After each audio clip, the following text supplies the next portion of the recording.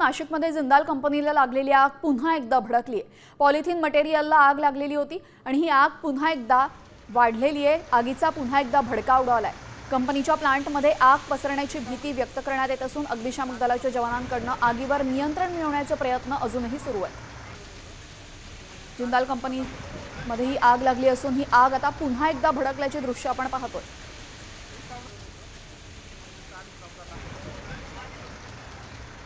नाशिकमध्ये जिंदाल कंपनीला लागलेली आग पुन्हा एकदा भडकली आहे। पॉलिथिन मटेरियलला आग लागलेली होती आणि ही आग पुन्हा एकदा वाढलेली आहे। आगीचा पुन्हा एकदा भडका उडालाय। कंपनीच्या प्लांटमध्ये आग पसरण्याची भीती व्यक्त करण्यात येत असून अग्निशामक दलाच्या जवानांकडून आगीवर नियंत्रण मिळवण्याचे प्रयत्न अजूनही सुरू आहेत। जिंदाल कंपनीमध्ये ही आग लागली असून ही आग आता पुन्हा एकदा भडकल्याचे दृश्य आपण पाहतोय।